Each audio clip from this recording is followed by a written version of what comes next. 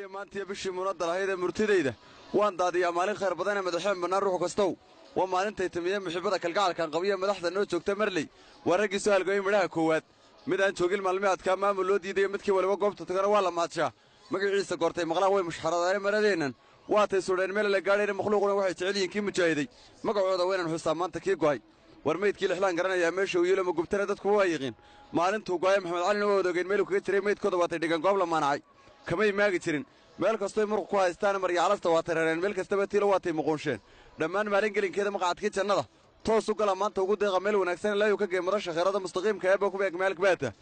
afartaa macneeyi ee waxaan midi ka sii raacshay madaxweyne khayraada loo mawla soo diray muran baan ku jirin oo hakii mujaahiday meesha kastaba uu tagaa maalin gelinkeeda macnaha u noolay hadduu maanka ku haya mar dambana yeedhin dadkii soo mucaaraday malaayiin cashuus halgeeyay dhalkeenna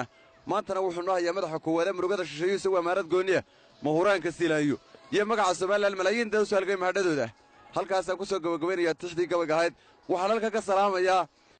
gudoomiyaha kooxdayda Yaasiin Balbalaarshe waxaan halkan ka salaamayaa oo kale saaxiibkii Ismaaciil Cabdullaahi Ali Gurub Barwaaqo iyo dhammaan kooxdayda fanka oo dhan waan salaamaya halayo dawrka midable xubidku ku deehayahay